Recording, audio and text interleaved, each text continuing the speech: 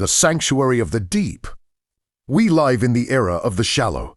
We skim the surface of our lives, our relationships, and our work. We trade our focus for likes and our soul for convenience. But there is a different way, a harder way.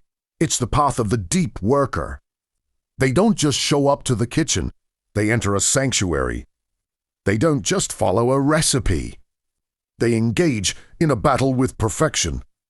To do deep work is to build a mental monastery.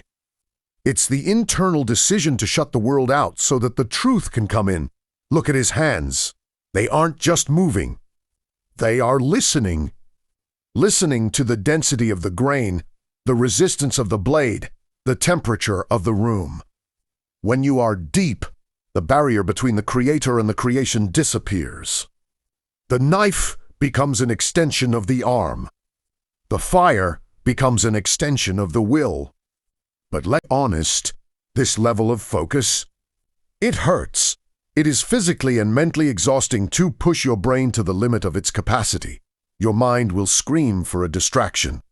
It will beg for a phone, a conversation, a shortcut. Most people give in. They settle for fine.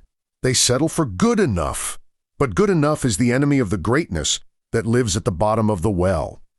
You have to be willing to stay in the dark longer than anyone else. Think of the great masterpieces of history. They weren't built in 20-minute intervals between emails. They were forged in hours of unbroken, agonizing, beautiful solitude. In the culinary world, this is where flavor finds its heartbeat. It's the sauce that was tasted 40 times, adjusted by a single grain of salt, and tasted again. It's the discipline to throw away a dish that is 99% perfect, because that final 1% is where your legacy lives. The world is starving for quality. It is tired of the fast, the cheap, and the fake. When you commit to deep work, you aren't just making food.